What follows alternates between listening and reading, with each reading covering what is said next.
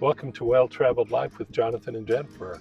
We are here in Burton-on-the-Water, one of our favorite towns in the Cotswold, and we're staying at the Halford House.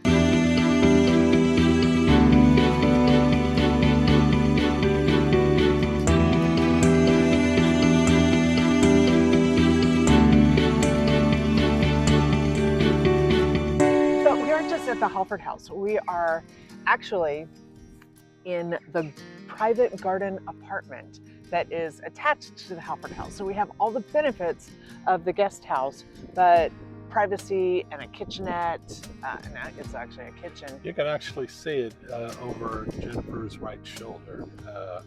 That's the glass French doors that are there, and it's an absolutely lovely little flat apartment, kitchen, bathroom, work area, beautiful bedrooms. Huge space. Just absolutely love Light it. filled, huge space. And we're in a little, looks like a bocce court or a bowling court here in England. It's perfectly flat, little yard surrounded by shrubs, and is that lavender over there? Donna is the host here, the owner, and she has just done this incredible job of creating a garden oasis here in this courtyard. She has little dinette areas dotted around. She has a larger table. So really, if you were here with a family in the guest house, you could take over several rooms, or if you're like us in the apartment, and I feel weird calling it an apartment. It does not feel like an apartment to me. It feels like we're living in a gazebo or something like that. The front room, when you come in, is quite large, and there's a large kind of L-shaped couch, and across from it another couch which may make into a bed. But I think depending on who is staying, one or two people could probably stay up there as well. If we had exchange students here, they'd sleep on the couch. Chris, you'd be very comfortable on this couch. Yes. I'm telling you. So we'll take you on a tour of the apartment. Yeah, one of the perks of staying here is that the owner also operates the Croft restaurant, which is kind of just around the corner, just across a small river. So you're going to get to meet Donna in this video because she is a treasure. And this woman is building an empire in Burton-on-the-Water. It's a complete win. Halford House is literally across the street, and the apartment that we rented last year is above the Croft. So she really has a little dynasty here, and I can't see her being anything but incredibly successful. And you're going to get to meet her, and I think you will love her and really enjoy her story. Yeah. I have found that I've got a new friend in Burton-on-the-Water. And I said, okay, well, find me a large sum of money and we can do that. So, yeah, Burton, you'll see lots of pictures, but it's a very special town. I mean, the buildings are all stone. It's that yellow Cotswold stones. And I get tired of saying this, but it's just beautiful. Everybody really takes care of their properties. There's a lovely stream going through town. It's crossed by many... It's the Windrush River. Stone bridges that are really just absolutely gorgeous. And it's kind of like Disneyland for adults in that everything is just meticulous, beautiful, and inviting. There are little gardens, there are little patios, and vines growing all over the buildings. There are beautiful walls. This place we're staying at is surrounded by, about an 8-foot wall, stone wall, which kind of creates your own little sanctuary here. It's just absolutely gorgeous.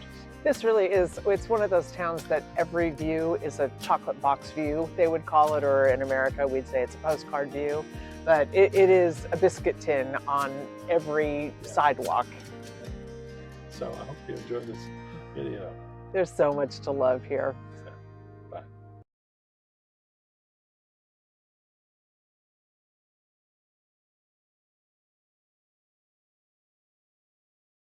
Which means you have easy access on good roads. It's just about 10 minutes south of Stow-on-the-Wold, which is another gem of a town, but this village is special.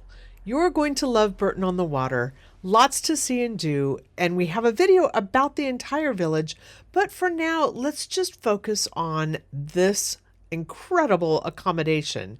You've got to have a good place to stay if you're going to enjoy this town. At the top of the village, you have the High Street, which meets up with the Risington Road and the Station Road, creating a rather busy intersection, but that's where our story starts. At Halford House, you are literally in the heart of the village. And given all that traffic, you are also in the quietest sanctuary in the village. It's amazing, but that's what is offered at Halford House. Halford House is a historic home with a wall surrounding its property. It is not only the owner's family home, it is a guest house as well. Donna had the unique opportunity to meet one of the previous owners and hear some of the house's history.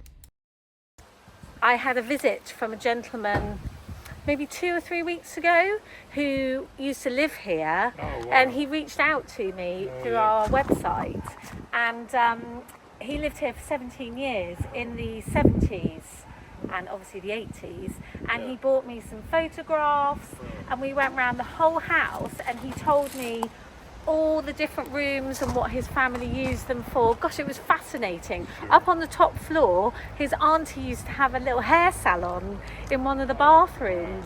I know, it was amazing, absolutely amazing. I loved it. It was great fun. There used to be a pool here. I have a photograph of a swimming pool at the front of the house. Needless to say, both of my teenagers said, well, that needs reinstating. Parking in the village can really be problematic. So it's really a luxury that Halford House offers free gated parking to its guests. But even if you aren't coming by car, don't be fooled by the front door. That is the owner's entrance. Guests will come and go through the pedestrian gate in the wall. The gate remains unlocked so guests have access to the house and property at all times of the day or night. Upon entry, you come into the welcoming courtyard. You do need to make sure and keep the door shut as there are pets on the property. The entry to the guest house is immediately to your left, and in good weather, that door will be open. There's an interior door that stays shut that leads to the public guest areas, as well as the rooms within the main house.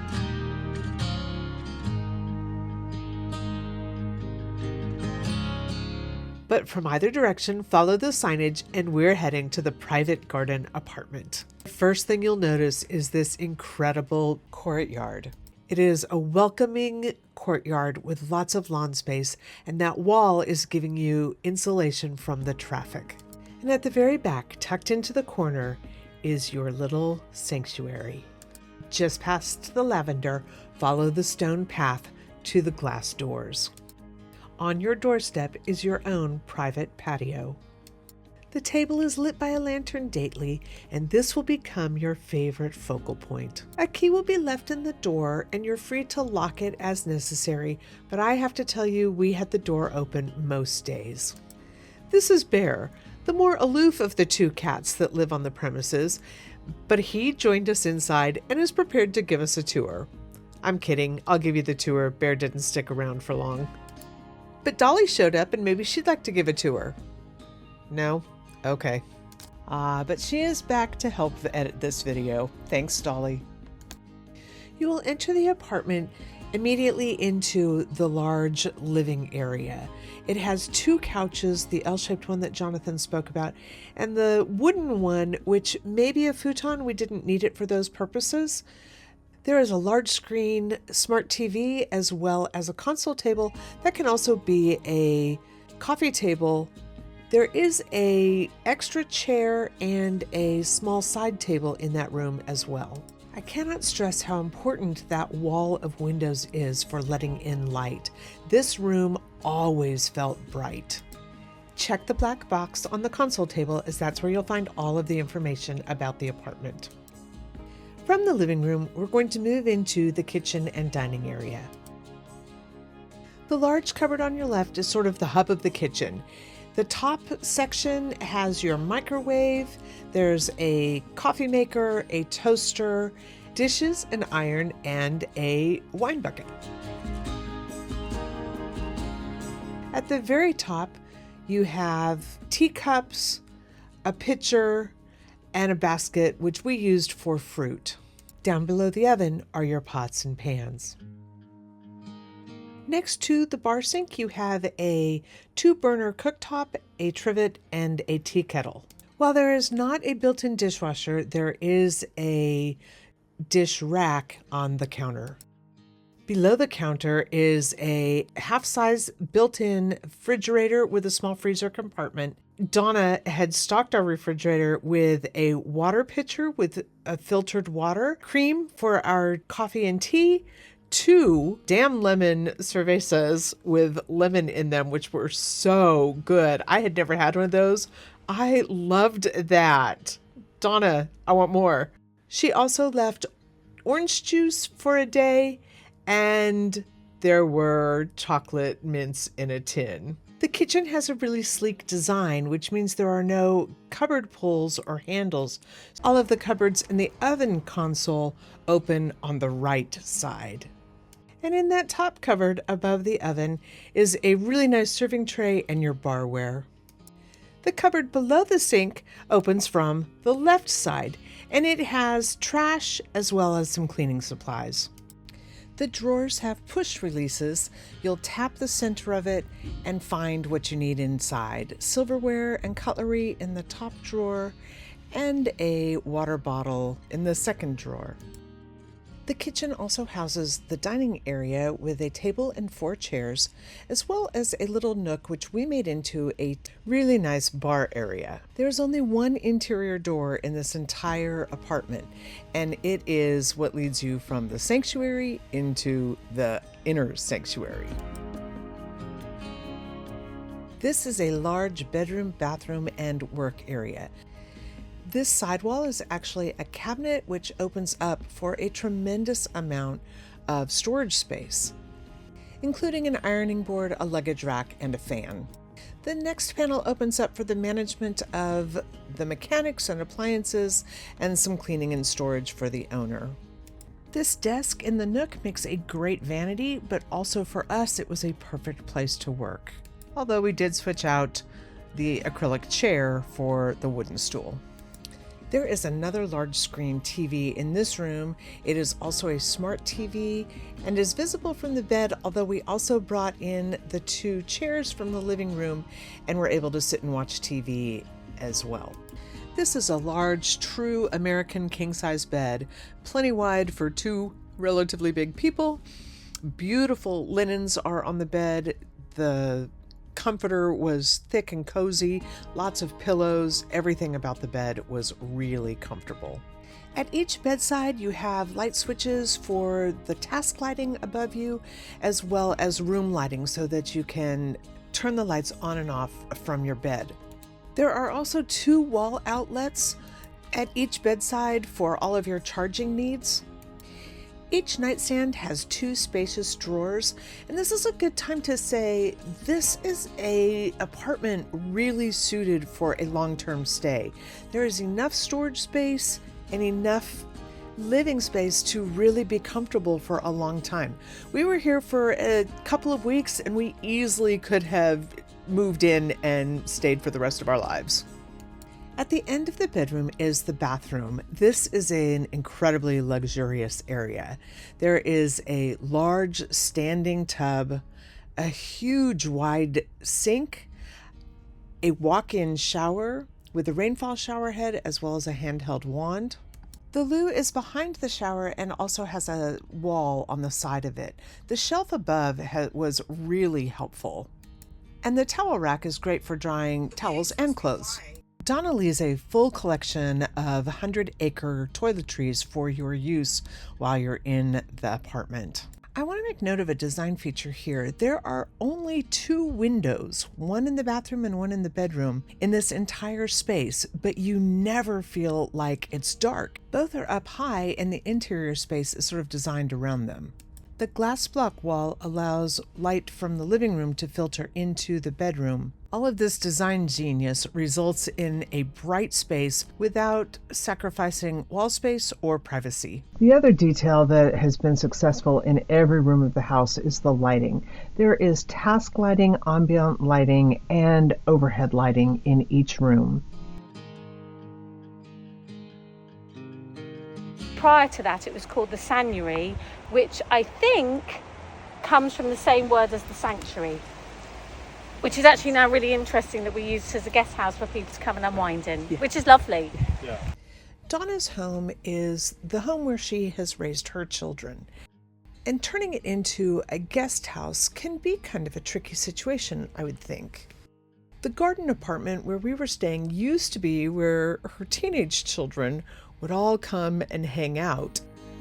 Don't let your worries weigh you down, down, down. Ask Donna to tell you what the nickname for the garden apartment is. It's got a great history amongst the teenagers in town. And so to go from that to this incredible private apartment where we were staying is really a fun story. In a relatively short period of time, she has gone from family home to family-run business. 10 years. Yeah. So it was a family home, so we all kind of bundled around in here when the children were little. Big family Christmases, birthdays, and then, you know, as the children have grown and the house is just too big, and it's great for sharing. We love sharing it. It's really good fun. Jonathan has mentioned how much breakfast at the Croft was such an important part of his experience in Burton-on-the-Water. And we were worried that after having stayed at the flat above the Croft, that we wouldn't get breakfast if we were at Halford House. But Donna had promised us we would get our Croft breakfast. I think it's fun to look at the history of the Croft, and we aren't the only ones that love that place. All comes from the Croft. The Croft is a little it's a little safety nest for all of us, because it's an incredible position. We've been there 24 years, so we have a good, solid name for ourselves in the village. It's not easy to borrow money these days, so the Croft creates stability for anybody. They see the figures and they go, do you know what, that's okay, we can do that. Because actually coming out of COVID was when I bought my ex out of Halford, and that was when things were very difficult for our industry, so I had to get the bank to really believe in me so I could borrow a large amount of money. So that's how I ended up with this. Donna is living my village life dream as she takes the dogs across the street to go to work at the Croft with her, where they greet us for breakfast in the morning. Her daughter serves us. Thank you. And we get to see them in the courtyard in the evenings. Being here really does give you a sense of what that village life is like. Even if you've never flown before, you can take a chance and try once more. You need a little more space than a room in the guest house or the apartment at Halford House? Then make sure and check out our video on the 2-bedroom flat above the Croft. To learn more about Burton-on-the-Water and other villages in the Cotswolds, check out our channel on slow travel and long stays.